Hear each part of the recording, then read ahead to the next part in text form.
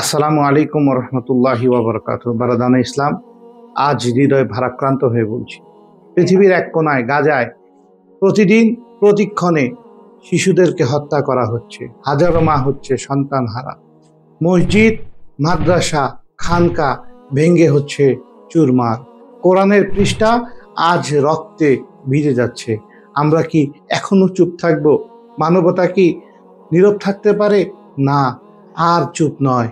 তাই আগামী ২৬ এপ্রিল ২০২৫ রোজ শনিবার সকাল ৯টায় আমরা সোহরাওয়ার্দী উদ্যানে একত্রিত হব। আসুন সোহরাওয়ার্দী উদ্যানে একত্রিত হই, ফিলিস্তিনের পক্ষে দাঁড়াই।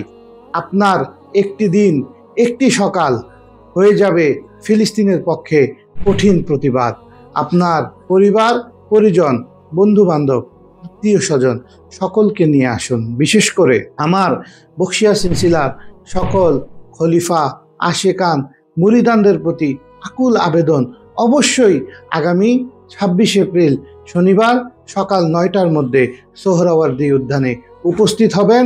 সকলে যার যার অবস্থান থেকে মিছিল সহকারে আসবেন এবং সকলে একত্রিত হয়ে সোহরাওয়ার্দী উদ্যানে তাকবীর দিব। নারায়ে তাকবীর, আল্লাহু আকবার, নারায়ে রিসালাত ইয়া রাসূলুল্লাহ, নারায়ে রিসালাত ইয়া রাসূলুল্লাহ। ফিলিস্তিন জিন্দাবাদ, আল আকসা জিন্দাবাদ।